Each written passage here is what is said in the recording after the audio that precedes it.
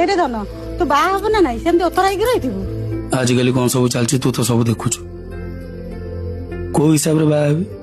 କଣ ଏମିତି ତୋର ଅସୁବିଧା ହେଇଯାଉଛି କହିଲୁ? ସବୁବେଳେ କହୁଛୁ ବାହା ହେବିନି ବାହା ହେବିନି। देख वो असुविधा मोर होनी ये 2024 ରୁ 25 ଭିତରେ କେତେ ଛୁଆ ତା ମାଆକୁ ଛାଡି ଚାଲିଗଲେଣି ଜାଣିଛୁ ଏଇ କଥା? କଣ ଭାବୁଛୁ ସବୁ ଝିଅ କଣ ସବୁବେଳେ ସମାନ? ସମସ୍ତଙ୍କୁ ସେଇଆ ଭାବୁଛୁ? ସବୁ ଝିଅ ଭଲ ଅଛନ୍ତି। ସବୁ ଝିଅ ଖରାପ ନୁହଁ।